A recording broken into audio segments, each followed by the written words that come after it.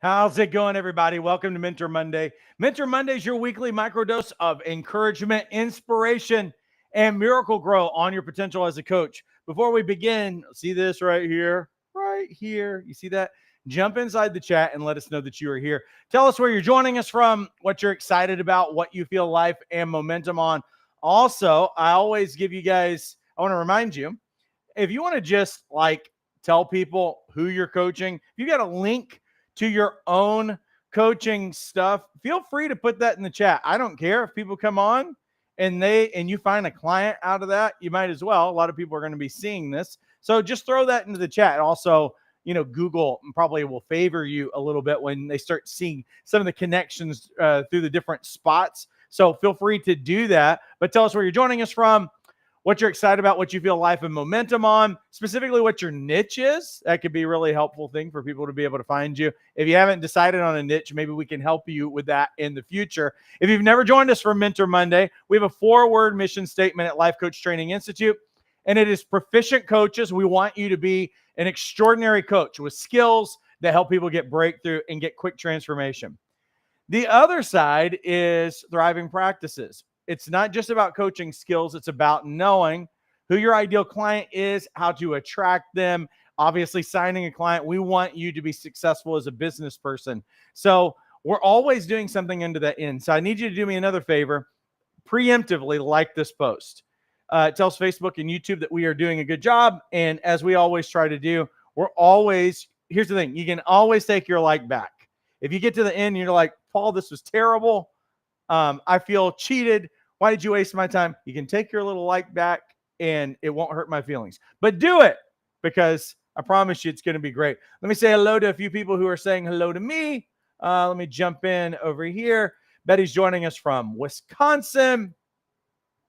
Patty's joining us from Arizona. Sharon says, I finally started the certification course, this part of my new page, and I'm tuning in from Jacksonville. Wonderful. Judy's joining us from Ohio.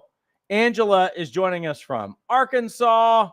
I'm not going to try only because I might get your pronunciation, but I am so happy that you're joining us from New Jersey. Sharon says, I'm originally from Ohio. Timberly saying hello. Here's Betty's website, bettymaxim.com. Internal career business coach. Cool. And my niche is coaching women 40 plus through very unexpected life changes. That's great. There's Timberly saying hello, who's joining us from Texas. Jones joining us from Bakersfield. Fernandez joining us from Australia. Rick is joining us from Maine. Mackenzie is joining us from New York. Good to see you all. Don't forget, you guys can jump, if you have a coaching practice up and going, you got a link to your website, throw it in there. I'll just show everybody. And then when people are watching it, or it'll just show up in the comments and maybe help you with SEO and some of those other things, but feel free to do that. Robert's joining us from Hong Kong. Yeah, we don't have a scarcity mentality over here. I'm not worried if you guys promote yourself. So say what your niche is at the very least. And if you have like a link to your social media or something like that, then do that. That would be great. If you're just joining us, we haven't jumped into the content yet, but let us know that you're here. Tell us where you're joining us from, what you're excited about, what you feel life and momentum on in the chat. Do me one favor as well and like this post and share it. That's going to tell Facebook and YouTube we are doing a good job. And you can take your like back later if we do not do our job tonight. Also, I need to say hello to, let's see. Oh, it kind of scrolled past all of these comments. Let me see if I can scroll down again. Judy says, my niche is working with female entrepreneur with ADHD, dyslexia, or other issues that have held them back from their dreams. And her coaching is called Unedited Life Redefining Success. Awesome. Well, cool, everybody. Well, keep those messages coming in. Let me stick a couple more in here. Let me see if I can get this. There's Joan's website, heartforwriting.com. Joan's a writing coach. Robert is a career coaching in 20 years as a recruiter. Cool. All right, folks. Well, keep those messages coming in. I can always come back and say hello to everybody at the end and make sure that you get featured on there. A new podcast called Unapologetically Desi. All right. Cool. All right. Well, let's jump in and do what we are going to do tonight. All right, here's what our new focus is. This is a new series that we are starting tonight, and it's called Coaching Through Life's Pressure Points. What I wanted to do, because what we try to do every time we do a series, as I said before, we always have one of two different focuses. One focus is helping you grow in coaching proficiency, because what I want to do is I want to give you tools, and I want you to think about some of the challenges that your clients are having and how to coach them through that. And so, granted, we have a life coach certification program, and we have a lot of different things that we do in that. But sometimes you have specialized kind of niches and issues and different kinds of things that I would say that in a overall, like in a coaching program that kind of covers things, we're kind of, as much as we would love to dial in, you can only dial in so much. And every now and then I'll get questions about niche kinds of things. And granted, if it's a Tuesday night, I'll try to help with some of that stuff. You know, on a Tuesday night life coach training, what we'll do is we'll do coach training, and then I'll do a Q&A in the end. But I realize that a lot of times you guys are coaching specific niches, or there is a recurring kind of problem that kind of pops up with clients. So a lot of times what I would do is I will do series around that. Like a while back, I did a series on procrastination, perfectionism, a lot of these other kinds of things that are very familiar kinds of things that coaches are running up against. And you're like, well, how do I deal with this? Well, what this series is going to be about is the certain specific, what I'm calling life pressure points. And these are some of the common trouble spots or challenging spots that people are coming up with that they are going to coaches and they're looking for help with. And you may not know how to address it. You may not know what to ask, or you may not know necessarily what to look at. Now, here's the thing. I believe that coaching in terms of life coaching can, just in a generalist way, you can approach a coaching session without knowing a whole lot about something, even about a person, nor what industry they're in or any of those other kinds of things. Like, we can approach it as generalist coaches and still help our ideal clients, still help them get breakthrough, still help them reframe what the problem is, all of those other things. However, when it comes to certain kinds of problems, and particularly niches, because here's what I would say. I always tell our coaches to choose a niche, because you're going to do a better job coaching people that are really a fit for your coaching, people that you know what makes them tick, that the problems are very common for them. Like, you know, you might pick a particular niche and there's 5 very common pain points. And what it does is that it helps you be a better coach, because you can think through a structure of how you coach people. You can create coaching programs that make it easier for you to sell. So I'm really, really big on that. But sometimes you're going to be running into things because life overlaps. And so some of these things are going to come up. So what I want to do in this series, and particularly we're going to talk about coaching career transition, is what are some of the things that maybe you haven't thought about with regard to somebody comes to you and they're like, hey, you know what?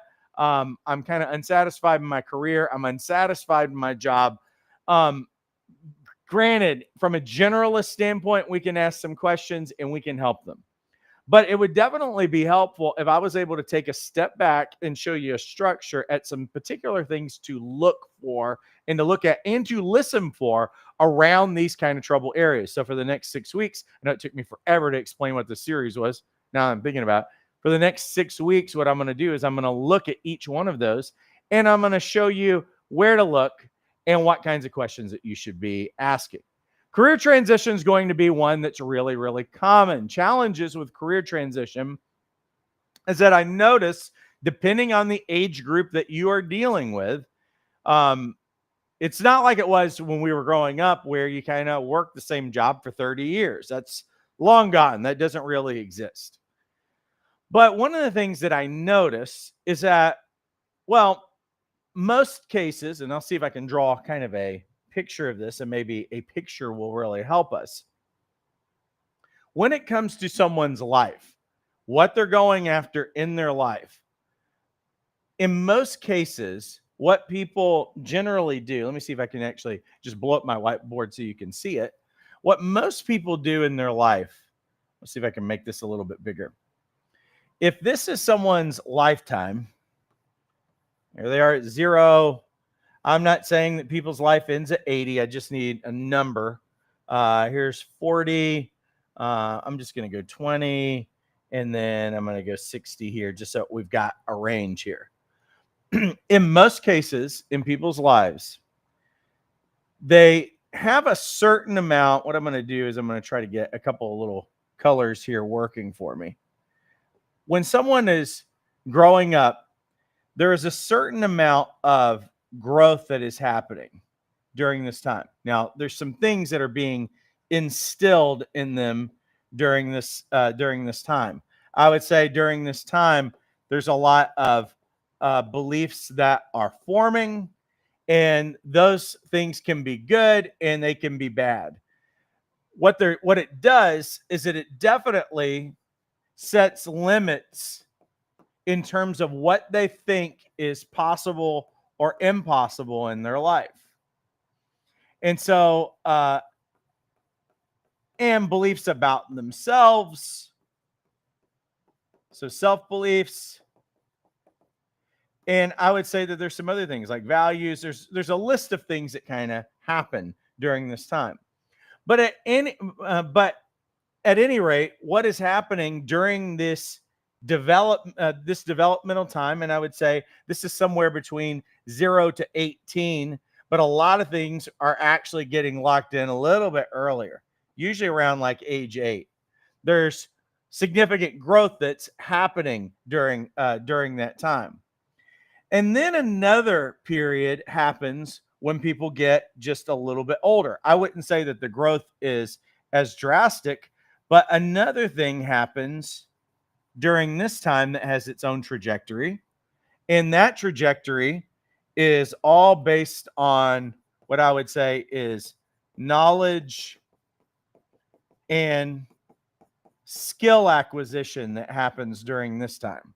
So what happens in a person's life, again, is that people are growing as human beings, little humans, with their parents, with their guardians, with their families, and the people that they are around. And that can, for some people, can really put them on an upward trajectory in terms of what they think is possible. And if and depending on what's happening, everybody's got some sort of a box, got some sort of a lid. But what you'll find is that some people have a much bigger box, so they've got a bigger range. And some people think that there's less possibilities from them in terms of what happens during this time. At any point in your life, you can also always add knowledge and skill. That's usually what happens from this age forward, is that there's a lot of these things in terms of beliefs and opinions about things and everything else that are pretty imprinted on them. But skill and knowledge acquisition that can grow, like when you're going to school or when you're learning things online or whatever, any place that you have learning where you can have a skill that can be monetized or can make you more valuable in the workplace or whatever, that can help move you towards potential. But for me, I really believe that potential, if I said human potential, honestly, I don't know where that lives for a human. You know, usually what happens for people, because I would say potential is kind of infinite because it lives in this realm. It lives in this realm of what do you believe is possible. It also has something to do with the kind of habits that you have in your life. But it also has something to do. So when you say habits, consistency, what you're doing, all of those things, and then obviously action. And so what you always need to have happening here is that these things have always got to be growing. You need new beliefs because you got to think differently. If I'm always thinking like I did from right here, then my potential is taken off. That means that To grow and come to into my potential, I've always got to be thinking differently about myself. I've got to be thinking differently about my circumstances. Because if I think that there's less things possible now, I'm a half century mark now. If I believe that that there is less things possible, there's fewer things possible for me now than there were 10 years ago, I'm not coming into my potential. And here's the challenge of life right here. The challenge of life is that when you were a child, we like to think of child innocence from the standpoint of, oh, let's protect their innocence because the world's really bad and things are really hard, and we want to keep them from being disappointed for as long as we can. And so what we don't do is that we think that failure is going to take someone's innocence away. Challenges of life is going to take their innocence away because failure is going to destroy them. So what we do in modern, like the way we treat kids these days is that we take everything away from them that would have built resilience and would have actually built self-esteem, and we take the challenges away because resistance doesn't take your esteem away and make you think badly about yourself. Actually, a lack of resistance means that I am artificially not being challenged by anything. So when I get a little bit older, now I have failure and I don't know what to do with it. That's precisely what's happening with people. So that means that through our entire life, for us to come into potential, our beliefs always have to be getting challenged. And that we also need to have a new system of habits that can support a new way of showing up. This is part of your becoming. You can't become this new person with the habits that you have because the system that's in place is going to keep you where you were before. And then there's got to be new action. That means that you should be, at this stage of your life, if you're older now, you should be taking bolder steps if you're going to come into your potential rather than safe steps. But here's the thing. Most people are not experiencing growth here. So what you're going to see for most people is that they are going to actually live more like, they're not going to see a significant growth towards their potential. There's not going to be drastic change in the way that they think, in what they believe, or the way that they act. So you're kind of going to level out pretty early. So what does this have to do with career and everything else? Well, as you're going to see, it has everything to do with it. Because here's what I would say. You see how that's leveled out? It's basically, there's a little bit there, but I would say you're almost from about, let me see if I can get a good color in here. From about right here, you're pretty close to a straight line. Now, you know what kind of choices people make in their career based on that? So if I say career, you know what they do? They make lateral choices. They do not make choices that make them go up. They make lateral choices. So most people right now in their life are making about the same income that they were making 10 years ago or 5 years ago. And they're not making it because there's not opportunity for them. It's that they are not making decisions that reflect a new belief system. They're not challenging that. Their habits look like they did 5 or 10 years ago. It's not that there are not opportunities that are out there. It's that people choose safe. They choose the same kinds of things. And even though they are very unsatisfied in their life, if people are like, I'm unsatisfied in my career, and if there's going to be a career transition, there's not really a major career transition in most cases. And most people will indefinitely essentially make the same amount of money year after year. This is what I want you to think about when people come to you, is that we're always challenging beliefs. We're always helping people get solidified in their values in terms of what's most important. And so this sets up everything that we're going to talk about tonight. So if you want the slides, text keyword slides to 833-258-7547. I have some great coaching questions in here and points for you. So just text that keyword, just the word slides, to 833-258-7547. We'll make sure that you get those slides. It'll just send you a link into your text, and that way you can just download it right off of that page. And they're beautiful slides, and you can have them. so you're not having to take a lot of crazy notes.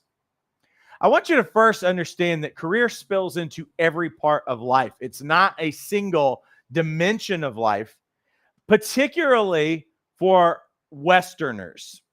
When I say Westerners, so Americans, Canadians, anybody that you want to think about that is Western, we define ourselves a lot by career and what we do. It doesn't just sit here just as its own piece. What you're going to see is that career actually overlaps and engages in a lot of different areas. That's why career, and you have to think about the average American and how much time they are spent sleeping for work, going to bed at a certain time, revolving around work, waking up for work, getting ready for work, showering for work, preparing for work, thinking about work, driving to work, being at work, leaving work, and then sometimes bringing work home with them. So work's all over the place. It's all the time. It's a major part of life, and you're going to spend the vast majority of your life actually working and doing something. So it's spilling into every part of life. Identity, many people equate their worth with the title that they have, or the company that they are working for, or the thing that they are doing. I'm not saying that that's the right thing for people to do, because there's some real problems with that. Like, if I lose my identity because I lose my job or my career, that is not a safe place to put my identity. However, this is the way that people function in the world that we are coaching in. So we have to understand is that if someone is going to make a career change, they are making what? An identity change. They're making the way that they are known, the way that they know themselves. If they make a big change, do they lose who they are? Do they lose part of who they are? There's a lot that's going on, like in the background here. So as you're coaching someone, I understand from a generalist standpoint, a life coach could absolutely, if somebody's like, I'm in career transition, and do some basic help. But you need to know that there is this major underlying factor. In this world today, you hear the word identity so much.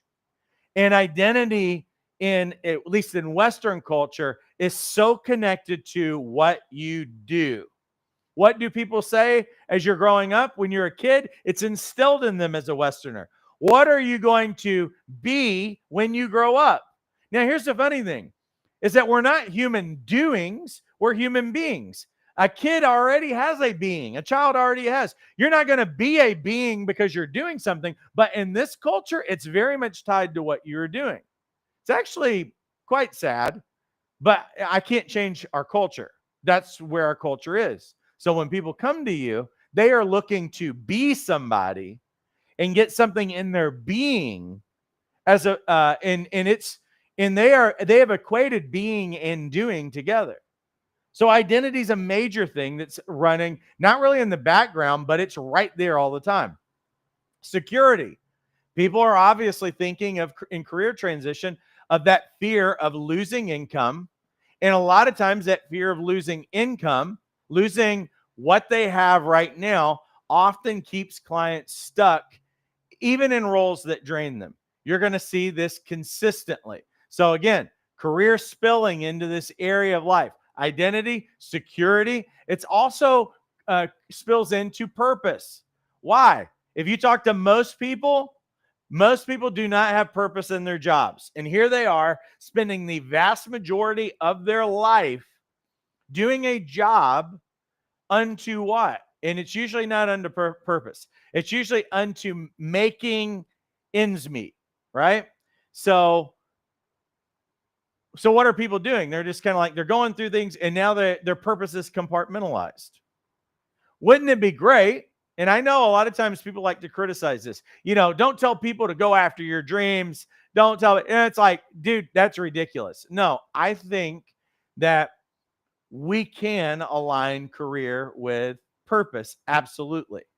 But people are going to have to be coached into that, because it's not something that people connect with in most days. What else?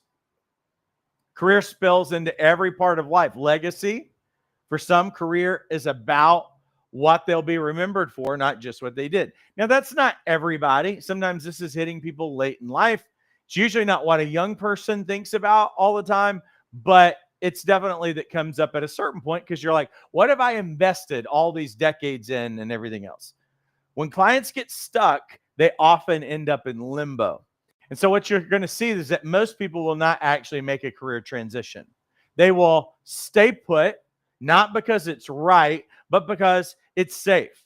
Again, because what is the alternative? If I make this change, I might lose my identity or not know who I am anymore. If I make this change, I might lose the security that I have. If I make this change, am I going to have more purpose or less purpose? If I make this change, am I going to have a legacy? There's all of these things. And so even though some of these areas might not be ideal, something like security might keep somebody, in spite of the fact that, I'm not getting I don't have a lot of worth and value out of what I am doing right now. And I don't believe that I'm contributing, but at least I'm able to pay the bills. But you know what? You string about 10 or 20 years together of just simply paying the bills. And you look back and you're kind of like, is there one time that I could have made a different decision? Could there have been more? Could there have been greater possibilities? Could I have built a better legacy? And, when you're in it, but you string some years together, and then the more you string the years together, the more you get stuck and hopeless, that it's like, you know what? I'm just conceding to the fact that I'm just going to be doing this job for the rest of my life. This is why you get paid the big bucks. So let's show you how to do it.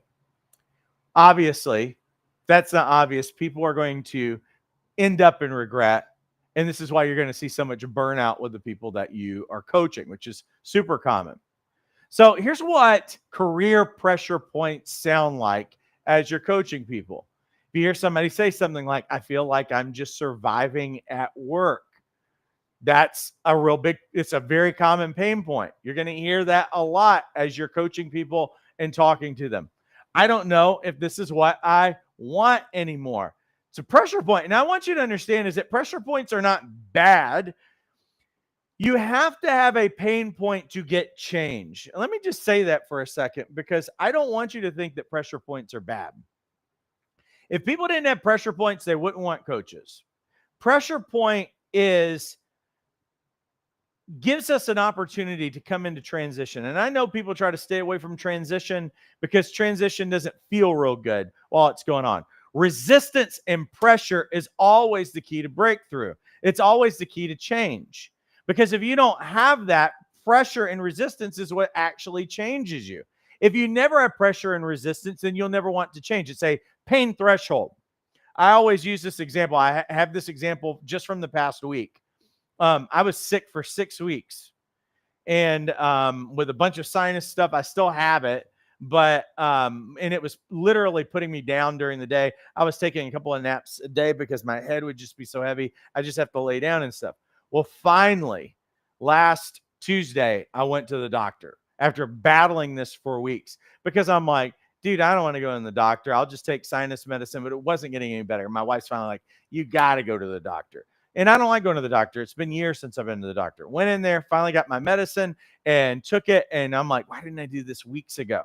But I needed to get to that pressure point, literally pressure point, pain point, which put me into a threshold that on this side means that I've hit an emotional wall that I am sick and tired of being sick and tired, and I'm going to do something. So pressure is actually a great thing.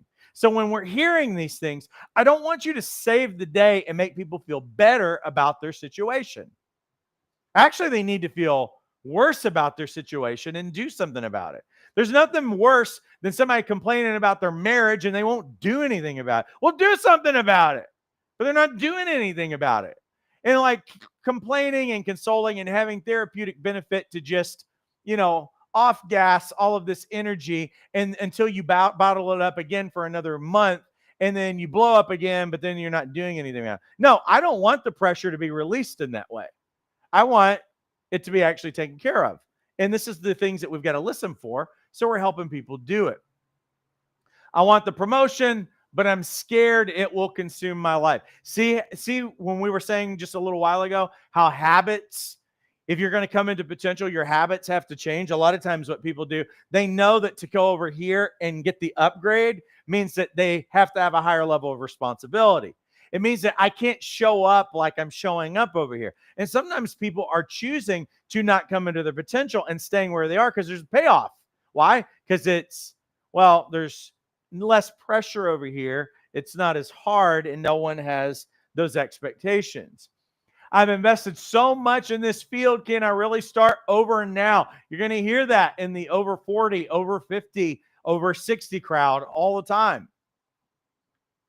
I want you to look for the language of conflict. When you hear somebody say, part of me wants to and part of me doesn't. See, that's the decision point right there. That's the decision point. That is the pressure point. And so what's happening is that there's something in them that has a value for something. Values, and we'll talk about it again in just a second, but values have this major component of life fulfillment. You know, that it's not purpose that brings you fulfillment. It's actually that your values, you're living into what's most important in your life. And when you are not, values will make you miserable. You advanced skills training coaches that that already earned your CPC credential, you know this stuff. We spend a lot of time in values to help you identify these things. So this is a sign that they're split between what their values are and what they are afraid of. And something's going to win there. So what's the coaching approach? I'm going to give you a handful of things of how you coach people through this.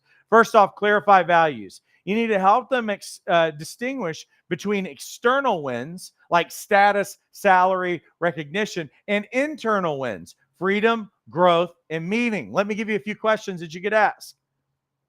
What matters most to you beyond the paycheck? So we need to get qualitative about the career. A lot of times we're quantitative. People make decisions for $5 more an hour, way too much. People make decisions and they don't even think through what would the perfect job or the perfect career look like.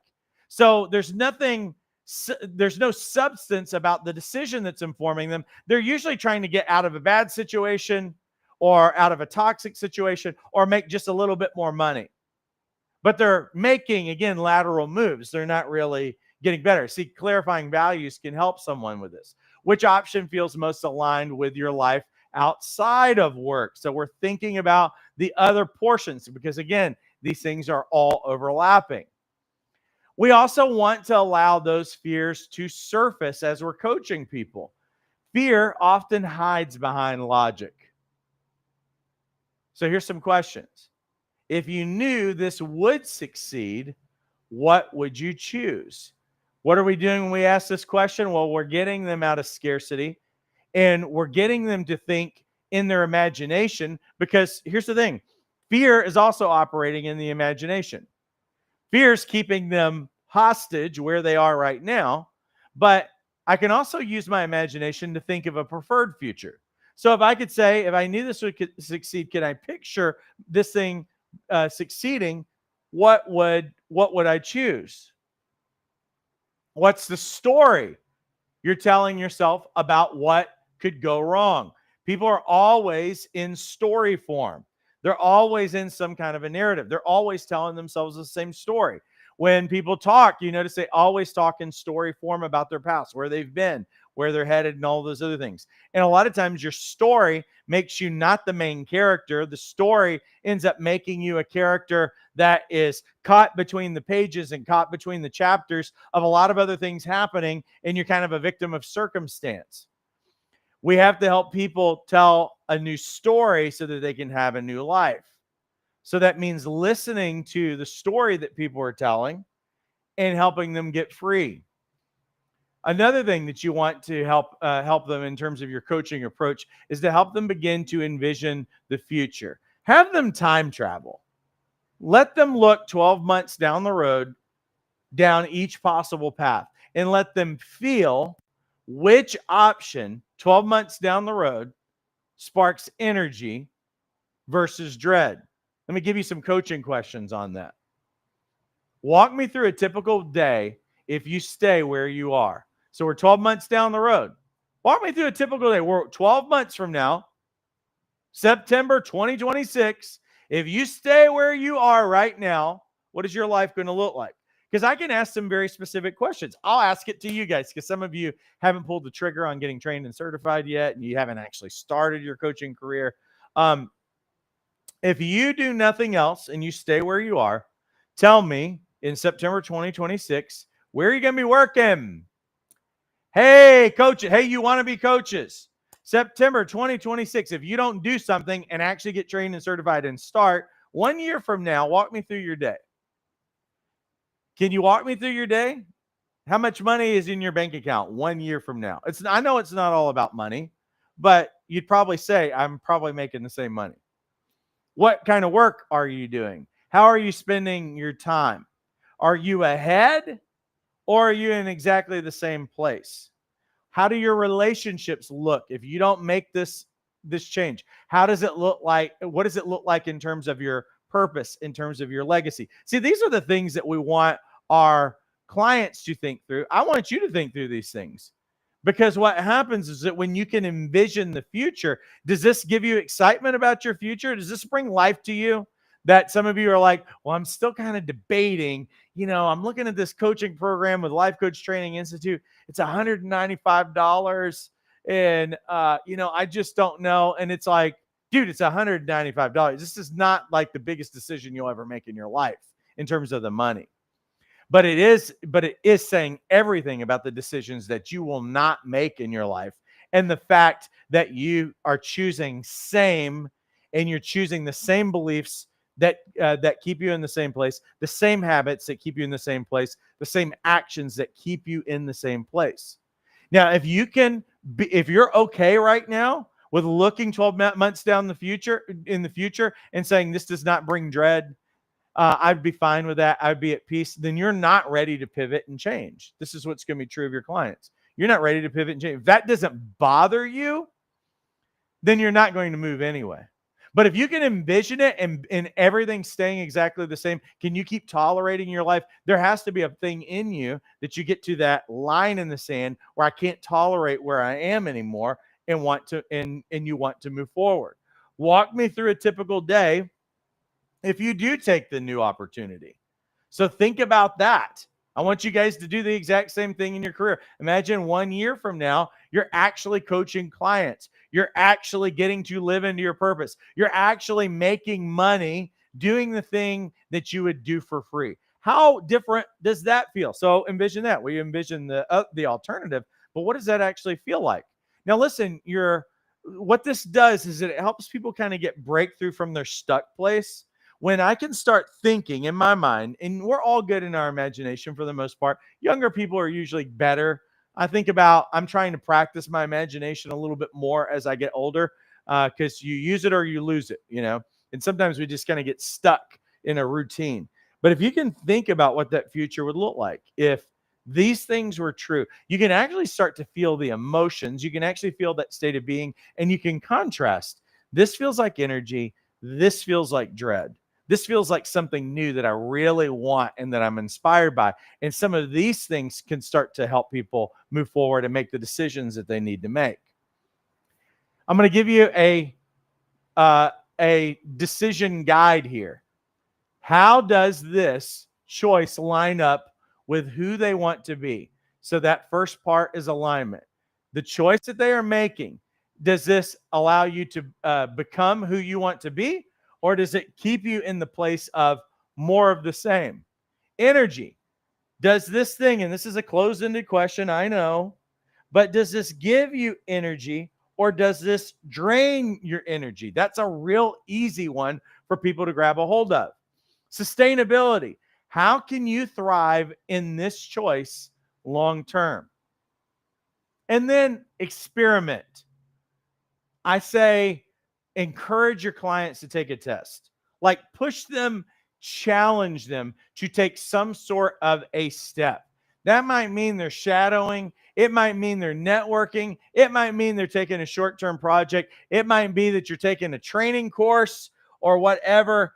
And so what this allows them to do, because if you do nothing, it's not going to really inspire someone. Because a lot of times what people think, oh, there's only one decision I can make, and it's either staying here or it's an all or nothing decision that makes me lose everything. That's not actually true.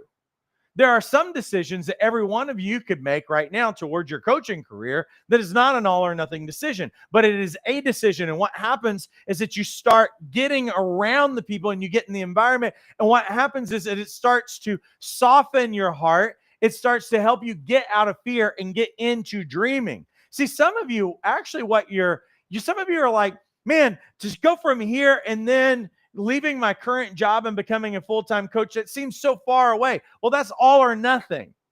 Maybe today, the decision that you do have faith for, that you can make, is actually right now to click the button inside the description of this video and get trained and certified. Start tomorrow night with me. We're going in week 1. We have a new cohort, if you want to call it that. We go week 1 tomorrow night. We're going to the foundations of coaching. It's a self-paced course, but we have live Tuesday night. Get around people who are going after the same thing. Every night, Tuesday night, hungry people who are in the trenches, who are wanting to go after this thing in their life. That, if you meet coaches, they are some of the most amazing human beings, compassionate, inspiring, motivated, learners, brilliant people, like are in the room right now, brilliant people, but you're a global group of people who are wanting to go after something. So sometimes to get out of this all or nothing mindset is you do something that at least puts you in an environment where you're being inspired, and you're not just over here with the people who are doing the same thing every day, who won't make new decisions and aren't living into their potential. Get around the people who are hungry. Listen, I have to tell you, I can't be around people who don't want something in their life.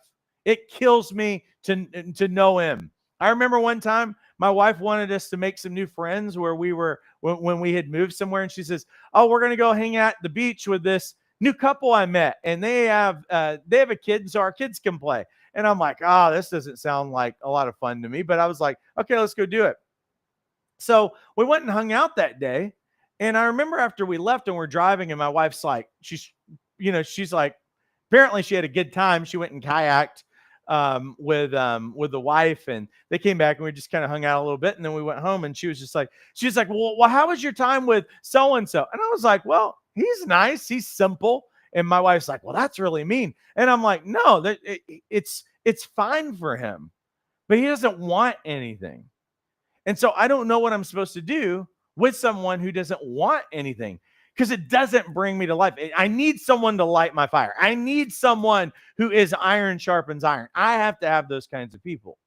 I think we all need them, because when we are around people that we are familiar with that aren't those kinds of people, they're not going after things. They're not going to challenge you. They're not going to call you out. They're not going to say, what are you living for? What are you dreaming about? What are you praying for? What's God showing you in your life that you need to be going after? What's faith? What's your next faith step? What's the biggest, boldest step that you should be taking right now? Hey, you were talking about this thing at coaching a few months ago. What are you doing about it? Why are you still doing Google searches and looking at endless programs instead of making a decision? Like, you need to be around those kinds of people.